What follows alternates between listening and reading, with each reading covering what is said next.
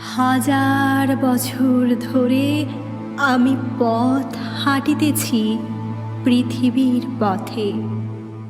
সিংহল সমুদ্র থেকে নিশীথের অন্ধকারে মালয় সাগরে।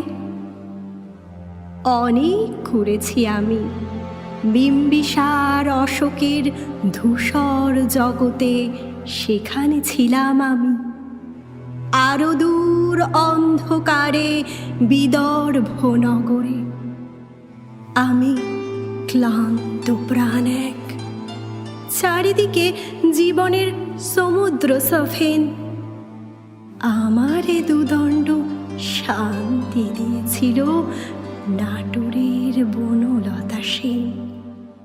চুল তার কবেকার অন্ধকার বিদিশার নিশা, মুখ তার শ্রাবস্তির কারুকার্য। অতি দূর সমুদ্রের পর হাল ভেঙে যে নাবিক হারাইছে দিশা।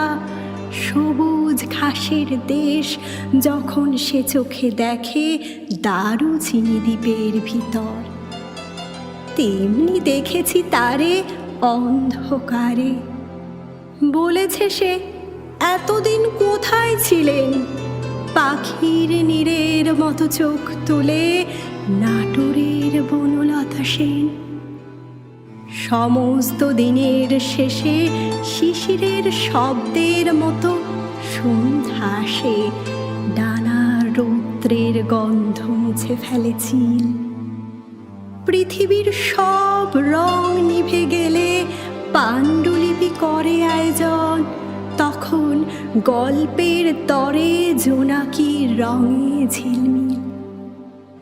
সব পাখি ঘরে আসে, সব নদী ফুরায় এ জীবনের সব লেনদেন। থাকে শুধু অন্ধকার, মুখোমুখি বসিবার বনলতা সেন।